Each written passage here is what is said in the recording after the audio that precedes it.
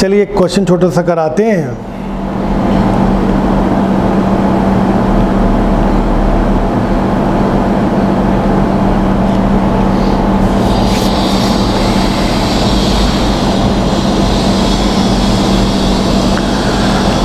आप क्वेश्चन को पढ़ के पॉज कर दीजिए, ठीक, पॉज करके पढ़ लीजिए।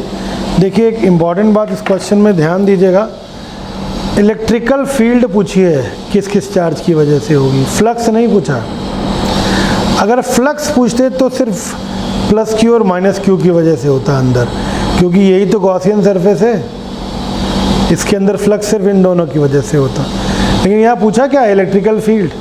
अब इलेक्ट्रिकल फील्ड तो हर एक चार्ज की वजह से होगी भाई, इसकी वजह से भी, इसकी वजह से भी और इसकी वजह से भी। तो इलेक्ट्रिकल फील्ड पूछिए, इस बात को नोटिस कर लेना, फ्लक्स नहीं पूछा है।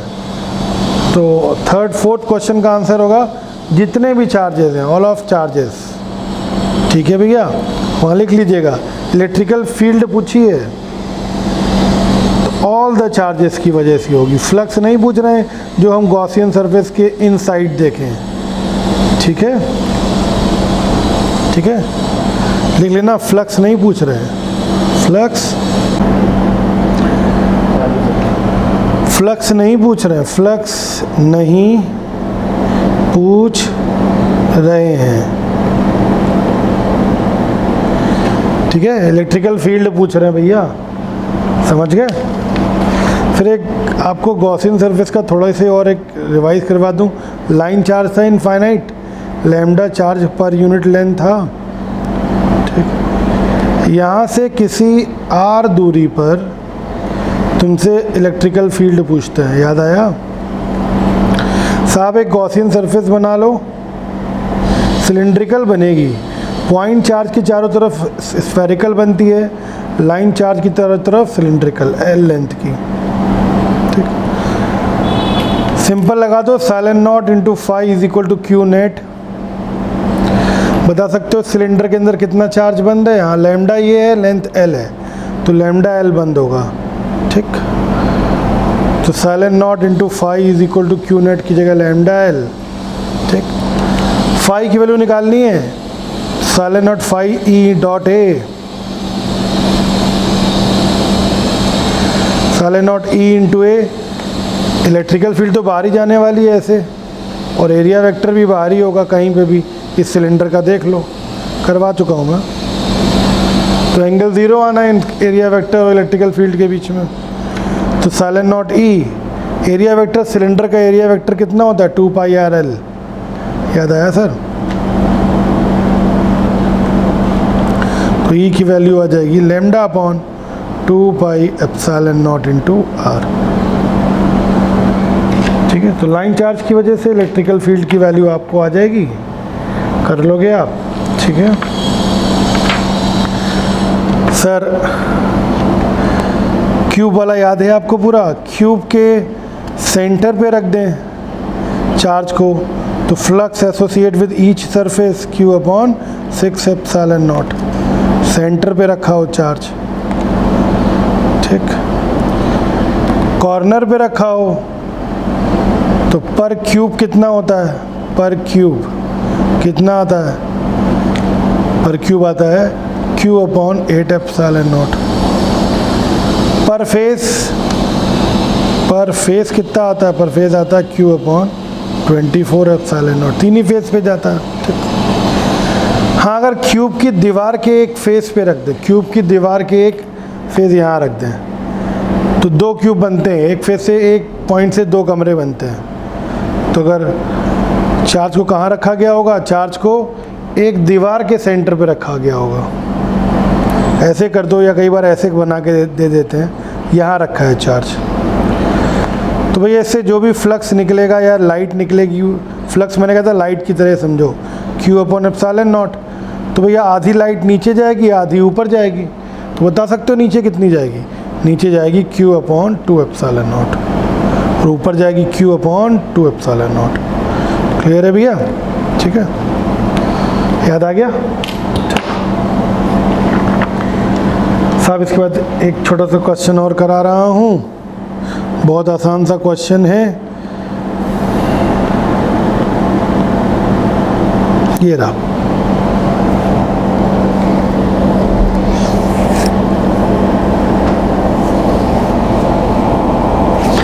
पॉज करके पढ़ लो। छोटा सा कॉन्सेप्ट मैंने आपको सिखाया था। क्या सिखाया था? कि कोई कंडक्टर हो,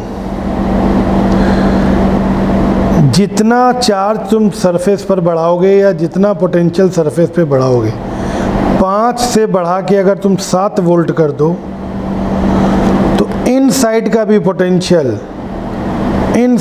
पोटेंशियल 5 से बढ़ के 7 वोल्ट हो जाएगा।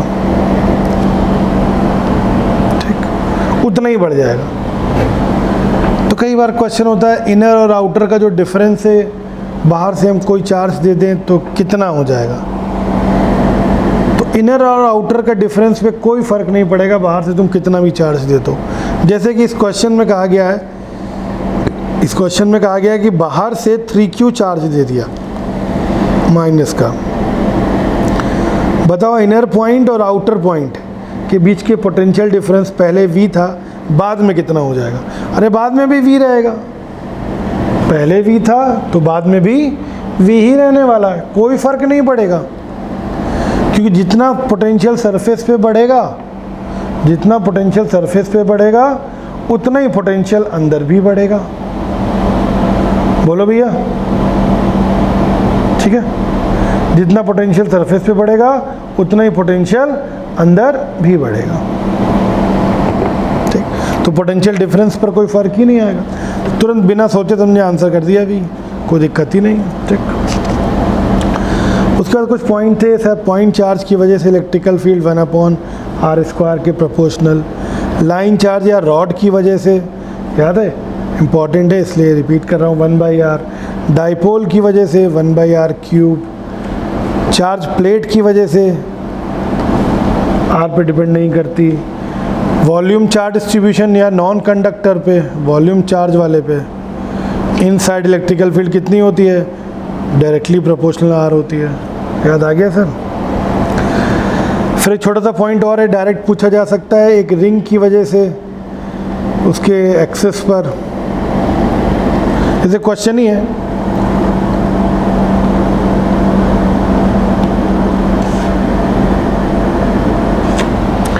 क्वेश्चन पढ़ लो।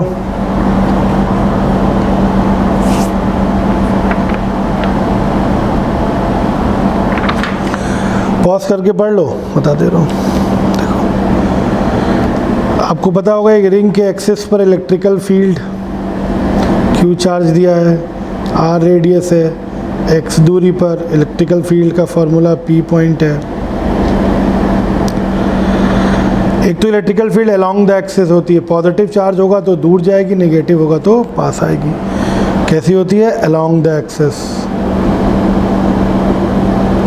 डायरेक्शन। वैल्यू होती है इलेक्ट्रिकल फील्ड की 1/4πε0 qx/r² + x² की होल पावर 3/2। याद आया सर?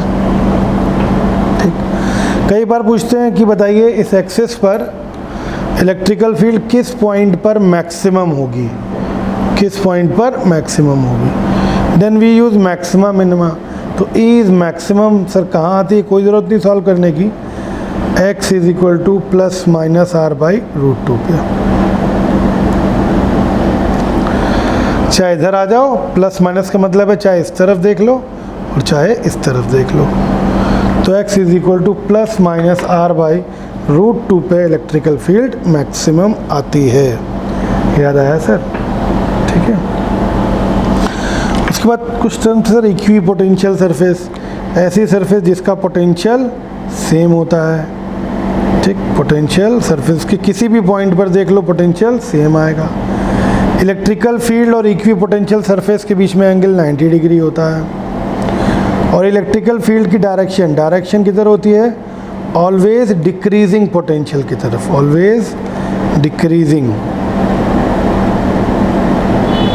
जिधर पोटेंशियल कम हो रहा हो, विद साइन दिखता है, always decreasing potential with sign. एक बड़ा ही कॉमन सा क्वेश्चन मैंने आप लोग को करवाया था, SC वर्मा का क्वेश्चन था, इम्पॉर्टेंट है इसलिए रिपीट कर दे रहा हूँ सर। इस तरीके से कुछ इक्वी पोटेंशियल सरफेसेस बनी हुई थी, याद आया sir? 10 volt, 20 volt, 30 volt, 40 volt. ये दूरी थी 10 सेंटीमीटर, ये दूरी थी 20 सेंटीमीटर, ये 30 ऐसे थी। आपसे इलेक्ट्रिकल फील्ड की वैल्यू पूछ रहे थे, ठीक। हम जानते हैं इलेक्ट्रिकल फील्ड इक्विपोटेंशियल सरफेस की हमेशा परपेंडिकुलर होती है और हमेशा उस तरफ होती है जिधर पोटेंशियल कम हो रहा हो। तो इलेक्ट्रिकल फील्ड इधर जाएगी सर, ये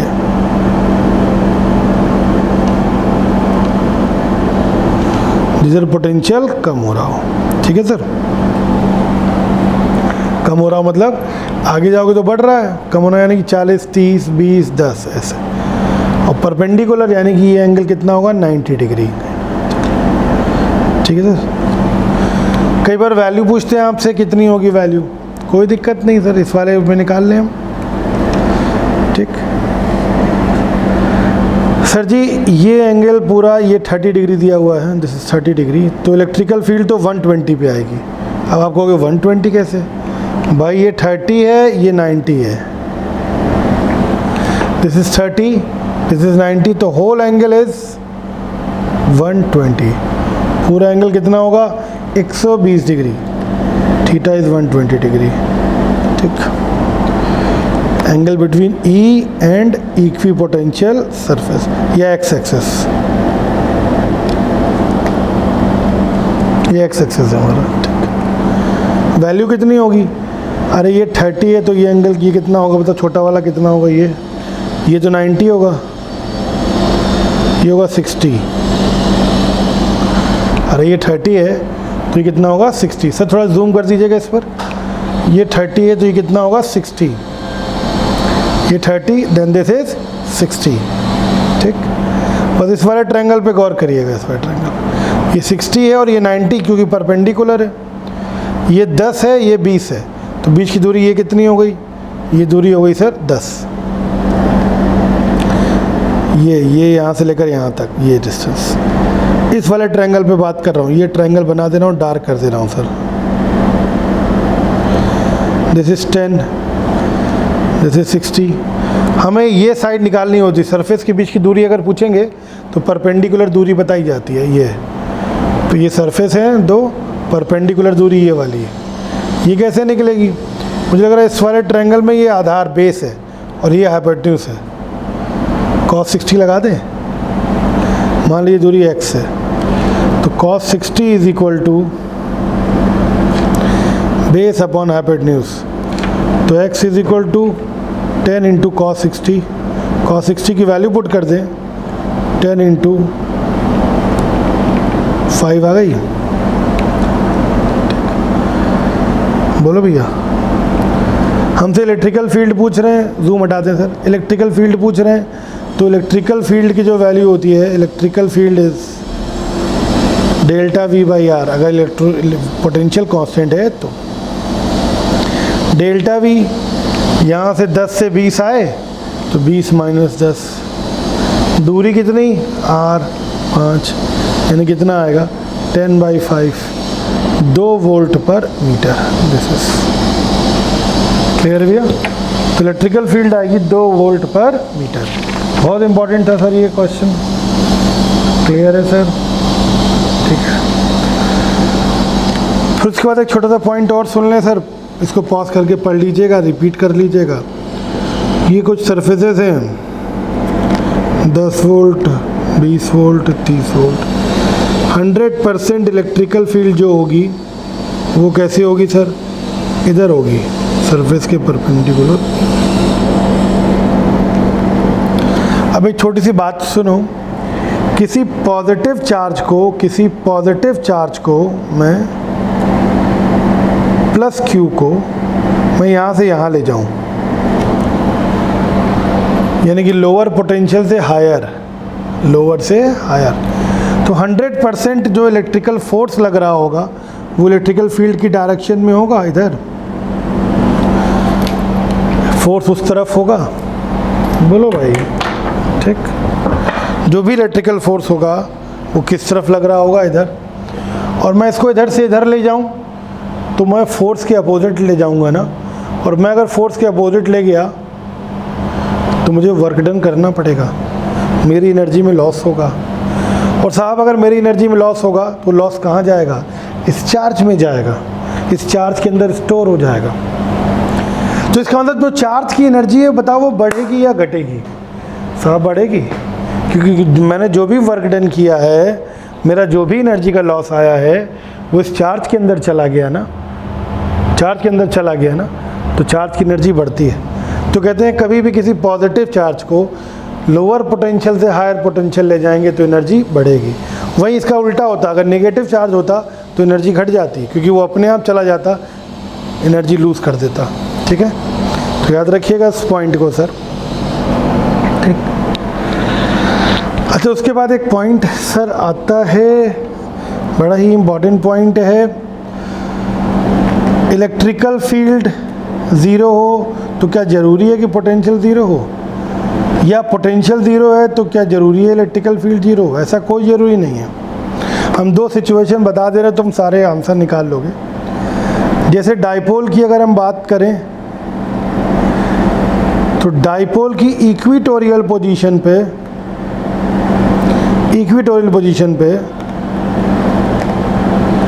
पोटेंशियल तो ज़ीरो होता है लेकिन इलेक्ट्रिकल फील्ड ज़ीरो नहीं होती है, हॉरिजॉन्टल होती है, वैल्यू होती है 1/4 pi sine not P upon R cube. और किसी कंडक्टर के इनसाइड अगर हम देखें, कंडक्टर के इनसाइड, तो कंडक्टर के इनसाइड इलेक्ट्रिकल फील्ड ज़ीरो होती है लेकिन पोटेंशियल ज़ीरो नहीं होता।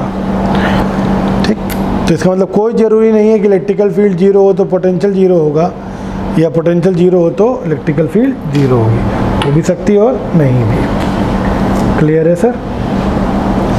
अच्छा एक और कॉन्सेप्ट था, distance of closest approach, energy concept पर बेस्ड था, वर्क फॉर एनर्जी का क्वेश्चन था। क्वेश्चन ऐसे हुआ करता था कि एक चार्ज है Q और यहाँ एक बार स्टेशनरी चार्ज रखा था कैपिटल Q, स्टेशनरी मतलब मूव नहीं कर सकता, इसको किसी u वेलोसिटी से फेंका था, इनिशियल वेरी फार है, इनफाइनाइट डिस्टेंस से यहाँ पहुँच गया, ये यहाँ तक पहुँचा क्योंकि रिपल्शन होगा ना दोनों में, तो ये डिस्टेंस ऑफ क्लोजेस्ट अप्रोच कहलाती है। इस सिचुएशन में आपको याद होगा मैंने बताया था एनर्जी कंजर्वेशन लगा दो, शुरुआत की energy half M U square, potential zero है क्योंकि इनफाइनाइट डिस्टेंस है, बाद में ये यहाँ तक पहुँचा, यहाँ पहुँचेगा, इसका मतलब इसकी वेलोसिटी यहाँ पहुँच के कितनी हो गई, zero, kinetic zero, potential KQ/R। एक सिचुएशन ये करवाई थी, एक सिचुएशन और करवाई थी बच्चों जिसमें जो कैपिटल Q था वो स्टेशनरी नहीं था, मूवेबल था। ये जो कैपिटल Q है दिस इज मूवेबल वाली सिचुएशन में sir distance of closest approach कब होता है, जब दोनों चार्जेस की स्पीड सेम हो जाती है। पहले अगर ये u से आया, ये ज़ीरो है वेलोसिटी, ये भी v हो जाए और ये भी v हो जाए, उस समय पर ये जो दूरी होती है वो डिस्टेंस ऑफ क्लोजेस्ट अप्रोच होती है। ये थ्योरम है मैकेनिक्स की, आप सॉल्व कर सकते हो। वही mechanical energy initial half M U square plus potential zero, बाद में कितनी है half M V square plus इसका मास अगर कैपिटल एम है तो half M capital M V square plus KQ/R। और एक मोमेंटम कंजर्वेशन निकाला था V निकालने के लिए, MU is equal to small M V plus capital M V, याद आया? तो यहाँ से V निकल आएगा MU is equal to small m plus capital M, V की वैल्यू आ गई थी MU अपॉन दिस वन। याद आ गया सर? दोनों क्वेश्चन बहुत इंपॉर्टेंट थे, ये V की वैल्यू रख देते हैं यहाँ पर, सॉल्व हो जाता है क्वेश्चन। दोनों क्वेश्चन बहुत इंपॉर्टेंट है सर, ठीक है। ये लगभग आपका मैंने ख़त्म कर दिया है इलेक्ट्रोस्टैट का रिवीजन, ठीक है, इलेक्ट्रोस्टैट इज एंड। बाकी आपने ऑडियो रिवीजन में सब कुछ पढ़ा होगा, वो कई बार कर लीजिएगा, 8 बार की छूट है, आप उसको कम से कम 8 बार पढ़िएगा, सुनिएगा, सारे फार्मूले आपके रिवाइज हो जाएंगे। ठीक है, अब अगला टॉपिक होगा कैपेसिटर। ठीक है, चलिए।